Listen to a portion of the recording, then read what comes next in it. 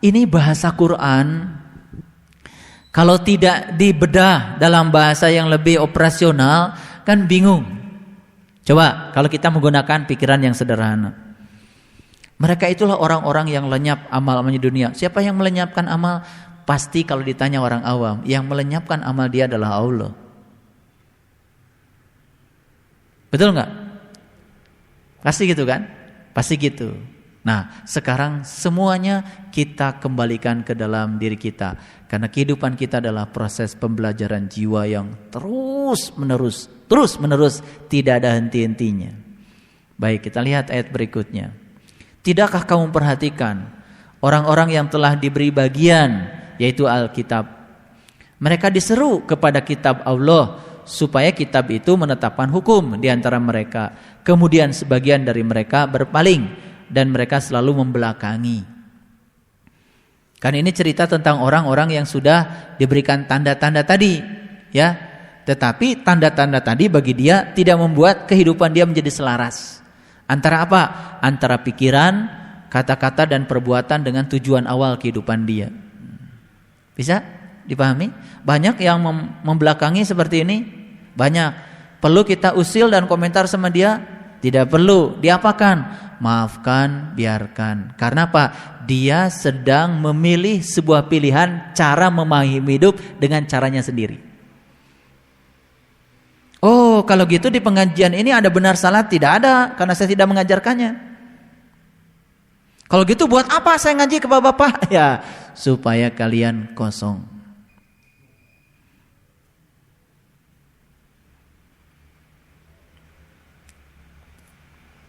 Karena memang di pengajian ini kalian tidak akan dapat apa-apa. Karena memang pengajian ini bukan untuk mendapat apa-apa.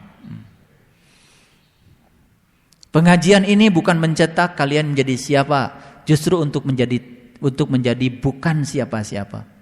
Saat menjadi bukan siapa-siapa, yang terakhir bukan siapa-siapa, berarti tidak ada kita. Kalau tidak ada kita, kullu syai'in halikun illa wajhahu, yang ada cuma dia, sang keberadaan. Itu saja, selesai ngajinya.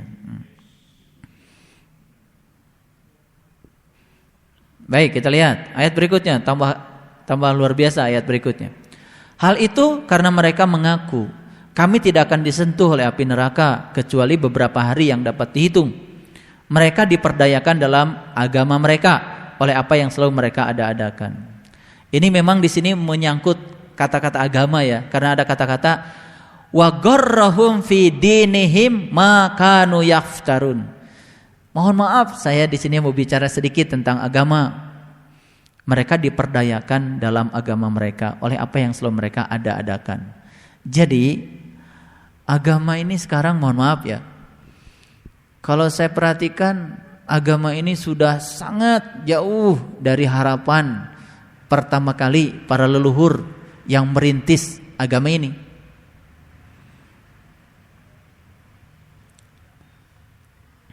Agama itu kan harusnya membuat orang makin luas, memiliki cinta kasih yang tanpa batas, bisa menyaksikan orang lain seperti menyaksikan dirinya sendiri. Dia bisa melihat wajah Tuhan pada diri semua orang. Tapi yang terjadi dengan kemandulan pemahaman dalam beragama, justru agama membatasi dia dalam kota-kota kecil, sehingga yang terjadi adalah perang antar agama. Karena ya, semua agama itu pada dasarnya adalah jalan menuju yang satu. Tetapi karena dipahami itu sebagai jalan, lalu rebutan jalan, saling klaim jalan dia yang paling bagus, itu yang menyebabkan perang antar agama tidak bisa dihindari lagi. Sehingga cinta kasih yang menjadi tujuan semua agama hilang musnah di tengah jalan, tidak pernah tercapai. Ya, jadi agama juga bisa menjadi alat yang sangat berbahaya ya kalau tidak digunakan dengan sebaik-baiknya. Baik, fa kaifa idza jama'nahum liyaumil la raiba fih? Ya, bagaimanakah nanti apabila mereka kami kumpulkan di hari yang tidak ada keraguan tentang adanya, dan disempurnakan kepada tiap-tiap diri balasan apa yang diusahakannya, sedang mereka tidak dapat dianiaya.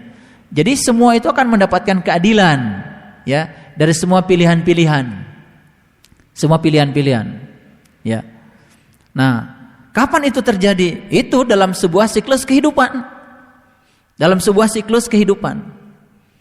Karena selama ini kan kita memahami hidup itu sekali, setelah itu mati, setelah itu nunggu sampai kiamat kan katanya. Kan gitu. Padahal di Quran tidak begitu, ya.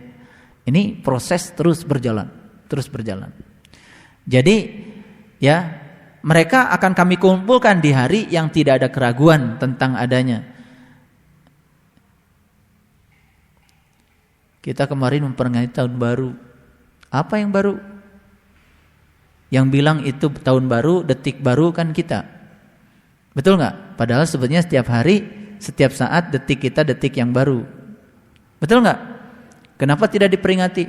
Pergantian detik baru, pergantian jam baru, pergantian minggu baru, pergantian bulan baru. Terus Januari yang lalu dengan Januari yang hari ini sudah berbeda. Kita tidak sadar bahwa sebetulnya waktu bergulir terus menerus. Ya, harusnya baru terus ya. Dan disempurnakanlah kepada tiap-tiap diri balasan apa yang diusahakannya. Ini kita dalam hidup ini memilih cara untuk memahami hidup kita dengan cara apa, kita akan menerima risiko dari pilihan tentang cara yang mau kita pahami.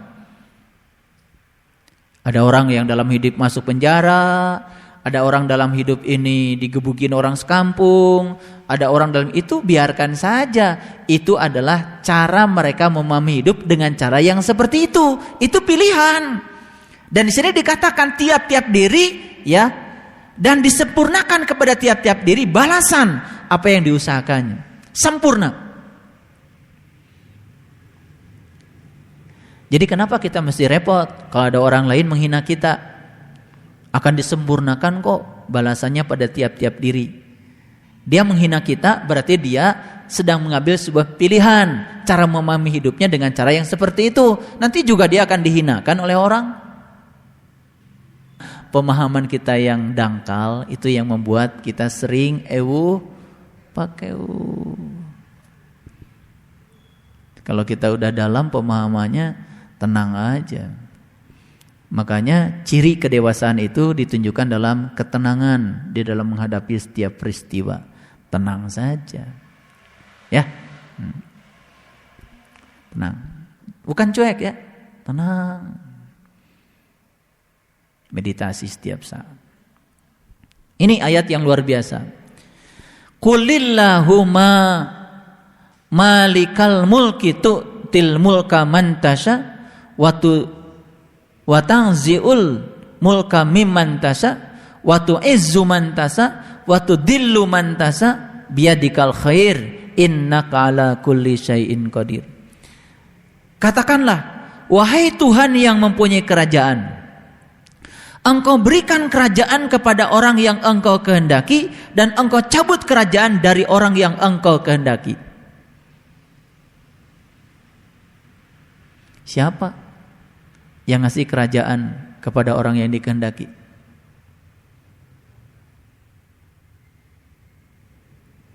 Siapa? Oh, ragu-ragu Allah gitu bilang aja. Tapi teruskan penjelasannya, Allah merestui. Siapa yang ingin jadi raja? Yaitu kan pilihan dia. Presiden itu bukan karena Allah, karena ada orang yang menghendaki jadi presiden. Kan gitu. Allah merestui pilihan dia. Kalau dia itu yakin, ya, punya keyakinan, punya rasa yang kuat, itu sebabnya yang namanya doa kan tadi pikiran, kata-kata, perbuatan sehari-hari itu yang akan mewujud menjadi apa yang dia inginkan. Makanya berdoa adalah menggerakkan kecerdasan semesta supaya kecerdasan semesta memenuhi harapan-harapan kita.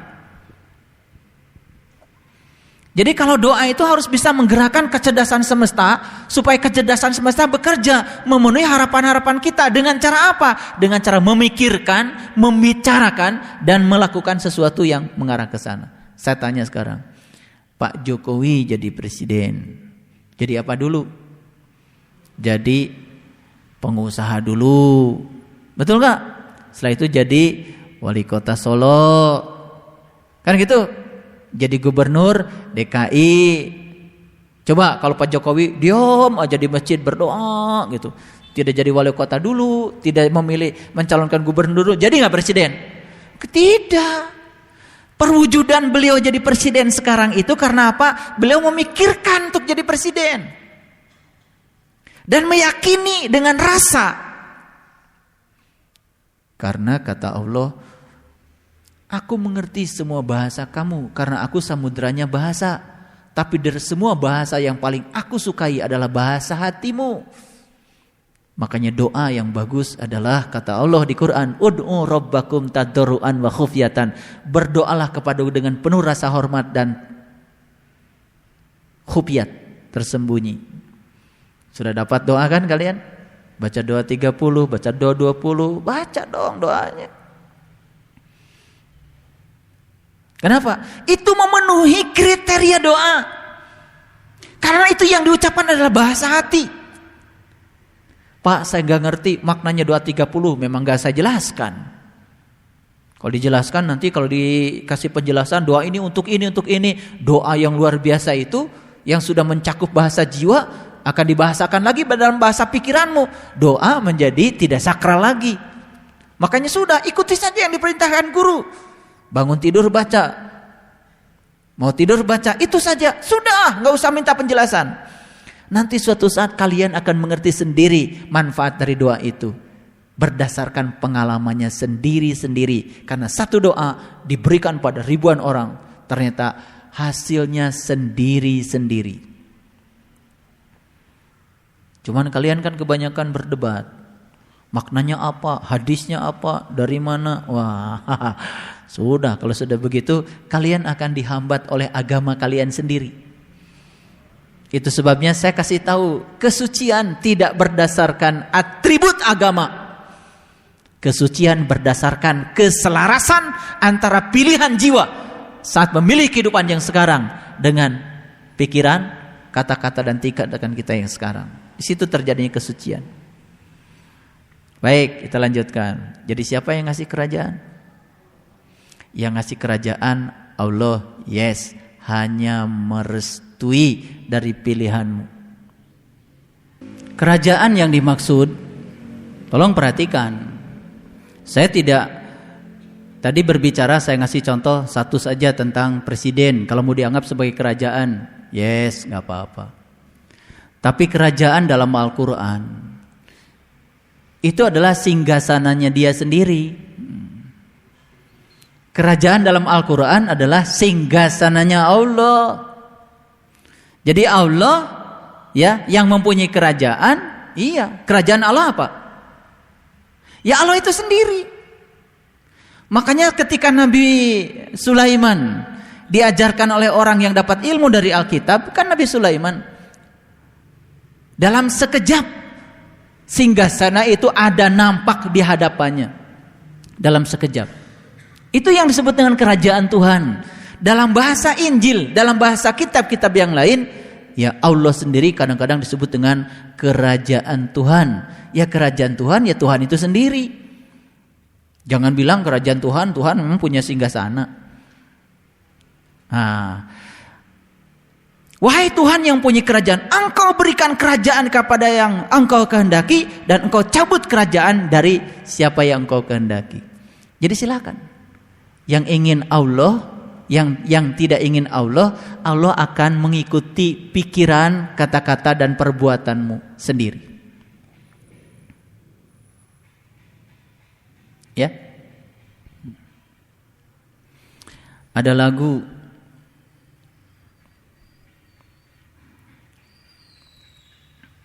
ini judulnya Ayah. Tapi bagi saya Ayah ini adalah ayah semesta. Siapa yang bisa laguin? Saya kasih awalannya ya, dari awal. Di mana akan ku cari aku menangis seorang diri. Hatiku selalu ingin bertemu untukmu. Aku bernyanyi untuk Allah tercinta. Aku ingin bernyanyi walau air mata di pipiku. Allah, dengarkanlah, aku ingin berjumpa walau hanya dalam mimpi. Lihatlah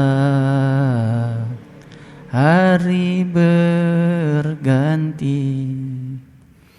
namun tiada seindah dulu. Dulu di mana? Waktu di rahim ibu. Hari berganti terus, tetapi terus jiwa kita berlumur dengan dosa. Datanglah, aku ingin bertemu untukmu. Aku bernyanyi untuk Allah tercinta. Aku ingin bernyanyi walau air mata di pipiku. Allah, dengarkanlah, aku ingin berjumpa walau hanya dalam mimpi. Ya, lagu yang bagus. Itu lagu kerinduan. Jadi Allah berjanji dalam Al-Quran, barang siapa yang mengharap pertemuan denganku, pasti saatnya akan tiba. Wahai Tuhan yang mempunyai kerajaan, Engkau berikan kerajaan kepada orang yang Engkau kehendaki, dan Engkau cabut kerajaan dari yang Engkau kehendaki. Kerajaan itu adalah otoritas. Otoritas itu adalah kekuasaan. Siapa yang paling berkuasa? Yang maha kuasa. Yang maha kuasa ya tentu saja Allah. Jadi kalau kita ingin kuasa di dalam mengatur bumi kita yang kecil ini, ya satu-satunya cara adalah dengan cara menghadirkan Allah. Allah yang maha kuasa. Engkau muliakan orang yang Engkau kehendaki, Engkau hinakan orang yang Engkau kehendaki. Hati-hati, Allah hanya merestui. Kamu ingin jadi orang yang mulia, kamu ingin jadi orang yang terhina, itu adalah caramu memahami kehidupan. Itu adalah pilihan-pilihanmu sendiri dalam kehidupan ini. Jadi kalau gitu, apakah Allah menciptakan surga dan neraka? Kalau gitu di mana letaknya surga? Surga itu letaknya tadi saat di mana kita menentukan pilihan awal untuk kita melalui kehidupan yang sekarang. Maaf ya, di tubuh yang sekarang ini. Kemudian kita melakukan tindakan-tindakan yang selaras dengan tujuan awal kita. Pikiran, kata-kata dan tindakan kita selaras dengan tujuan awal saat kita memilih kehidupan di kelahiran yang sekarang. Saat itulah kita merasakan sebuah kebahagiaan jiwa. Itulah yang disebut dengan surga. Surga adalah akumulasi dari semua sikap yang terjadi dalam kehidupan kita akibat dari pilihan-pilihan kita sendiri. Kalau gitu neraka bisa dijelaskan?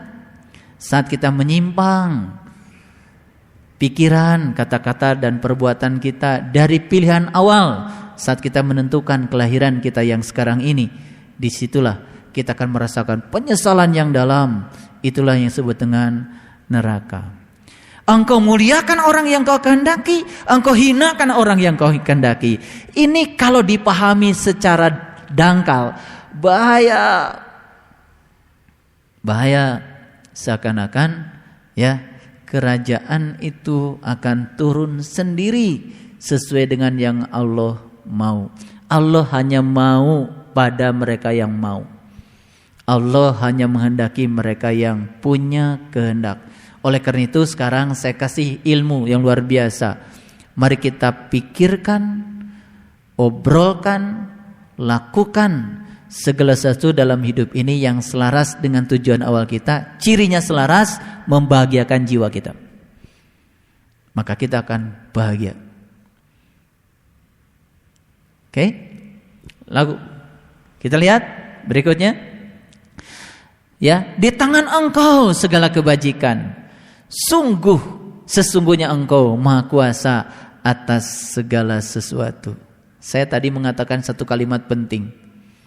Saat kita memohon pada Allah, ya Allah, bebaskan aku dari segala penderitaan yang sedang aku jalani saat ini. Pernah gak doa seperti itu?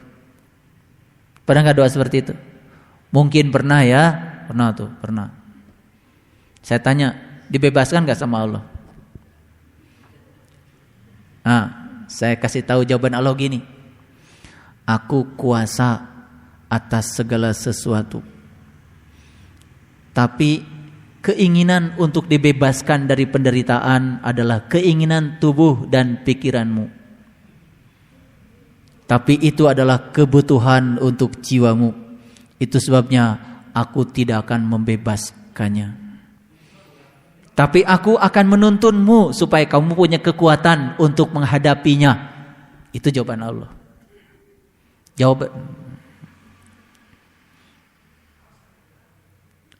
Ngerti sekarang? Ya. Jadi Allah akan menguatkan kita. Makanya kalau sama Allah gini cara mintanya, ya Allah, berikanlah kekuatan, kesabaran agar aku bisa melampaui semua hal yang disebut penderitaan untuk kebaikan jiwaku, agar jiwaku termurnikan, sehingga pada saatnya dalam ruang dan waktu jiwaku akan mencapai jiwa yang sempurna kembali kepada asal. Innalillahi wa inna ilaihi rajiun, memiliki cinta kasih yang tanpa batas. Apa doa itu? Baik, bisa dipahami sekarang ya. Jadi perhatikan, di tangan engkau segala kebajikan. Yes. Sesungguhnya engkau maha kuasa atas segala sesuatu. Mungkin pernah kita berpikir, katanya Allah tuh maha kuasa, manya Allah teu tiasa ngarobah nasib abdi. Suka ada yang gitu? Suka. Dulu seminggu yang lalu.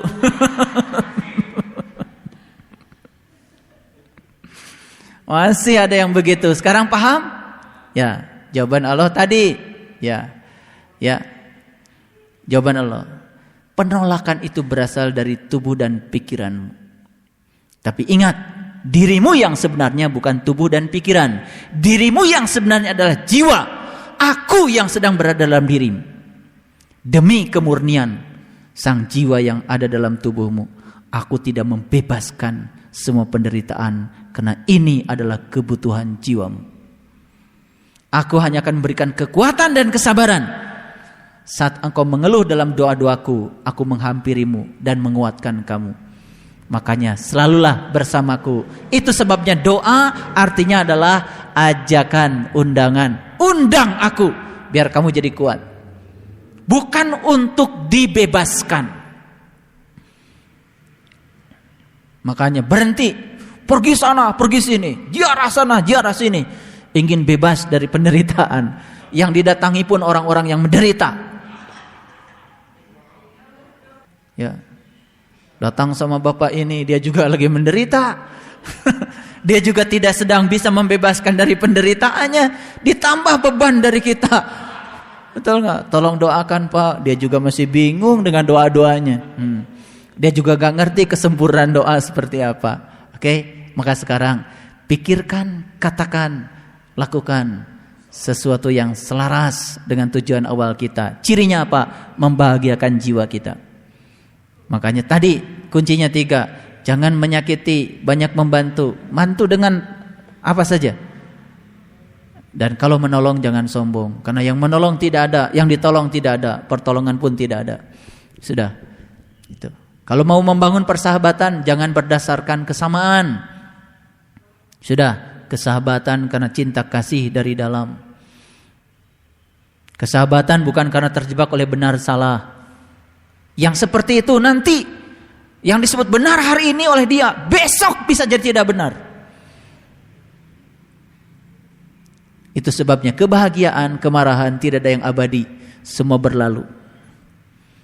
Kalian mungkin hari ini dengar ceramah saya, mungkin suatu saat menghujat saya.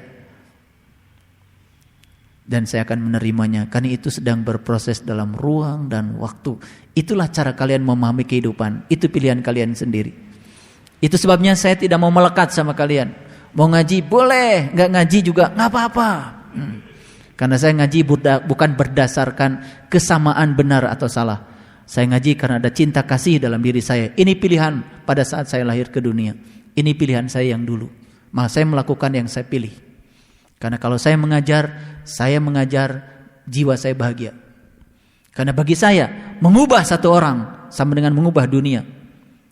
Dan saya bisa mengubah orang menjadi baik, berarti saya mengubah dunia menjadi baik. Walaupun cuma satu. Tapi kalau saya mendoktrinkan kebencian sama satu orang sehingga dia menjadi seorang pembenci, saya sedang mengubah dunia menjadi dunia yang penuh dengan kebencian, dan saya tidak akan melakukannya. Bisa dipahami? Allah Maha Kuasa? Maha Kuasa? Bagaimana cara Allah Maha Kuasa? Jadi kuasanya Allah bukan berarti dengan kekuasaannya Allah membebaskan kita dari penderitaan. Orang yang ingin bebas dari penderitaan adalah orang yang jiwanya tidak mau dimurnikan.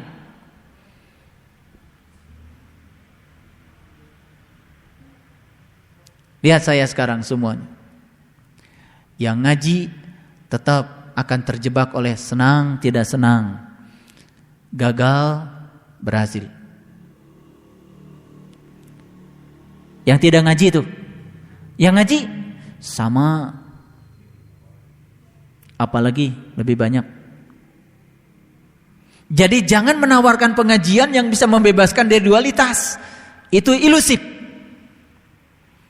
Ngaji bersama saya adalah supaya kalian bisa menerima dualitas itu dengan tenang, dengan cara yang sama. Jadi saya tidak menawarkan ngaji dengan saya kalian bebas dari penderitaan. Dari awal sudah saya bilang, ngaji dengan saya ujiannya tambah banyak. Karena apa? Begitu ngaji dengan saya berarti kalian ingin cepat dimurnikan jiwanya. Kalau ingin cepat dimurnikan jiwanya berarti akan banyak sekali kesedihan, penderitaan untuk memurnikan jiwamu. Paham sekarang? Wah, besok-besok tambah sedikit yang ngaji. Ya, tulijul laila fin nahar wa tulijun nahari fil lail. Pahami kalimat ini. Engkau masukkan malam ke dalam siang, engkau masukkan siang ke dalam malam. Indah kalimatnya. Apa? Di dalam malam ada siang, di dalam siang juga ada malam. Di dalam kebaikan ada keburukan, di dalam keburukan juga ada kebaikan. Biarkan berjalan apa adanya. Itu. Engkau masukkan malam ke dalam siang, engkau masukkan siang ke dalam malam. Dalam siang itu ada malam. Dalam malam juga ada siang. Dalam kebaikan itu ada keburukan. Dalam keburukan juga ada kebaikan. Karena baik buruk tergantung sudut pandang kita. Sekali lagi, neraka itu akibat dari sudut pandang kita. Makanya kemarin di pengajian sebelumnya saya mengajarkan melihat dengan kelembutan. Masih ingat? Melihat dengan sudut pandang yang positif. Kalau apapun, kalau dilihat dengan sudut pandang yang positif, yang disebut buruk pun menjadi baik. Tapi dengan sudut pandang yang buruk, yang baik pun menjadi buruk. Makanya dalam kebaikan ada keburukan, dalam keburukan ada kebaikan. Ini maksud ayat ini. Sebetulnya Allah sedang mengajarkan kepada kita untuk bisa melihat segala sesuatu apa adanya. Terima, biarkan dia mengalir apa adanya. Berita terakhir dari Cirebon. Sekarang laut pun menjadi sombong. Banjir di Cirebon kemarin bukan diakibatkan hujan, tapi laut sombong. Karena laut tidak mau menerima lagi aliran sungai. Bayangkan kalau laut sudah sombong kayak gitu. Sungai harusnya ngalir ke laut, sekarang dari laut balik deh ke Cirebon. Semuanya banjir. Itu terjadi juga di Ternate, di Maluku, luar biasa, di Bima. Bayangkan, itu pelajaran bagi kita. Kalau laut saja sudah tidak mau menerima aliran sungai, dibalikan semua. Itu pertanda, karena banyak orang yang mengaku dirinya suci tapi tidak mau menerima yang kotor. Banyak mengaku dirinya sudah cukup ulama tapi hanya menerima yang sependapat dengan dia. Dia belum jadi samudra. Samudra itu luas, selalu lebih rendah. Itu sebabnya dia menerima semuanya. Jadi kalau kalian masih riuh, komentar ini, komentar itu, wah terus, udah lebih bagus tangan itu diistirahatkan aja. Biar istirahat pikiran kita. Jadi laut aja sekarang sudah sombong. Kenapa? Kata laut, enak aja. Kamu ngirim yang buruk-buruk saja terus sama saya. Sekarang dibalikin lagi. Tapi Allah tidak akan seperti itu. Oleh karena itu mungkin saya juga salah kalau mengumpamakan Allah seperti laut. Karena ternyata laut banyak yang sombong. Tapi Allah tidak mungkin. Allah itu selalu akan menerima. Karena Allah kasihnya melampaui jutaan seorang ibu. Betul? Iya. Ada lagu judulnya Kasih Ibu. Siapa yang hafal? Silakan Bu Nani kayaknya hafal lagu ini. Ya, coba pejamkan matanya. Pejamkan matanya, duduk yang tenang. Dengarkan lagu ini. Tenangkan batinnya. Coba hadirkan ibumu. Allah melampaui tak berhingga seorang ibu. Seorang ibu memberikan kebaikan kepada anaknya tidak berdasarkan baik apa buruk, tidak berdasarkan bersih apa kotor. Seorang ibu memeluk anaknya hanya berdasarkan cinta dan kasih yang ada dalam dirinya. Seorang ibu kasihnya tanpa batas. Sekarang bayangkan ibumu ada di hadapan. Rasakan semua sentuhan kasihnya yang luar biasa untukmu. Dia adalah juru selamatmu. Kalau sudah berhasil merasakan kasih seorang ibu, sekarang biarkan ibu yang ada di hadapanmu membanyak. Menjadi 2, menjadi 3, menjadi 4, terus membanyak. Sekarang biarkan ibu yang ada di hadapanmu tanpa batas lagi jumlahnya. Kamu rasakan kasih seorang ibu sendiri saja begitu luar biasa. Sekarang rasakan olehmu di hadapanmu ada jutaan, miliaran, triliunan ibu. Bahkan ada tak berhingga ibu yang ada di hadapanmu. Rasakan olehmu kasihnya yang luar biasa. Itulah Allah Tuhanmu. Melampaui kasih dan cinta seorang ibu. Allah memberikan kebaikan padamu bukan berdasarkan kamu baik pada Allah atau tidak baik pada Allah. Selama ini sudut pandangmu pada Allah salah. Dia adalah Maha Pengasih, Maha Penyayang. Dia memberikan cinta padamu bukan berdasarkan kebaikan-kebaikanmu. Dia memberikan cinta padamu bukan berdasarkan kebaikan-kebaikanmu. Dia mencintaimu karena dia sumbernya kasih, sumbernya cinta. Dia mencintaimu karena dia sangat mencintaimu, bukan karena kebaikanmu. Hilangkan semua kesombonganmu. Kalau dia menegurmu karena kamu begitu banyak menyimpang dari tujuanmu ada di dunia ini, juga karena dia memiliki cinta kasih yang luar biasa padamu. Dia ingin kalian pulang bersih kembali seperti apa adanya. Kasih ibu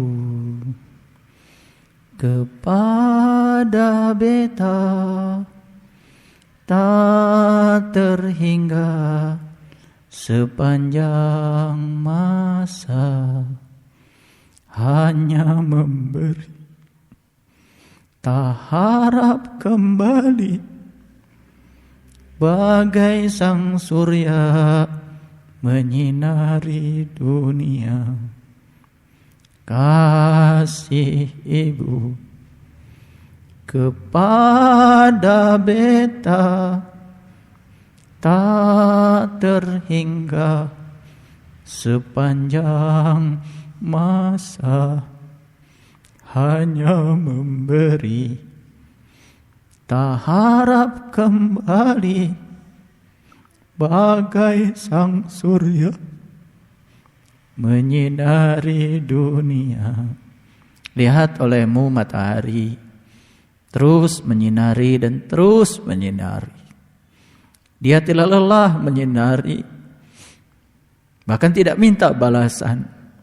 Itulah kasih Tuhan. Itulah kasih sang pemilik segala kasih. Allah yang selalu menyayangimu. Kamu sering salah kepada Allah, berburuk sangka pada dia seakan-akan dia jauh dari dirimu. Padahal dia selalu bersamamu, mendekatmu. Saat penderitaan dan kesedihan datang padamu, itu adalah kasih dia untuk membebaskan jiwa dari segala belenggu-belenggu jiwa yang telah membelenggu jiwa itu sendiri. Rasakan olehmu kasih ibu kepada beta tak terhingga sepanjang masa, hanya memberi, tak harap kembali, bagai sang surya menyinari dunia. Sekarang pikirkan olehmu, Allah melampaui triliunan seorang ibu. Kasihnya melampaui itu semua. Tapi apa yang kita lakukan? Tahajud kita dikait-kaitkan dengan keinginan kita. Duha kita dikait-kaitkan dengan keinginan kita. Ibadah kita dikait-kaitkan dengan keinginan untuk membebaskan diri dari segala penderitaan yang itu baik untuk jiwa kita. Subhanallah. Ayo istighfar, minta ampun sama Allah. Ya Allah, aku mohon ampun atas segala kebodohan yang aku lakukan selama ini. Berkali-kali aku minta dibebaskan dari segala penderitaan, dari segala kesedihan yang melanda kehidupanku. Padahal engkau menghadirkan semua itu adalah karena kasih-Mu pada jiwaku. Jiwa yang telah berkali-kali terlahir dan terlahir terus-menerus, berutang dan terus bertumpuk-tumpuk utangnya, tanpa bisa membayar semua utang-utang itu. Dan sekarang engkau membayar semuanya dengan menghadirkan semua penderitaan.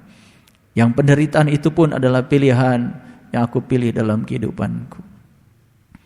Para sahabatku yang dirahmati Allah, dengan kesadaran yang penuh, mari kita ikhlaskan mulai sekarang. Jangan menolak semua hal yang tidak kau inginkan, karena penolakan berasal dari pikiran dan tubuhmu, bukan berasal dari jiwamu. Terakhir dari saya, sadari sekarang olehmu bahwa sesungguhnya dirimu yang sejati bukan tubuhmu, bukan pikiranmu.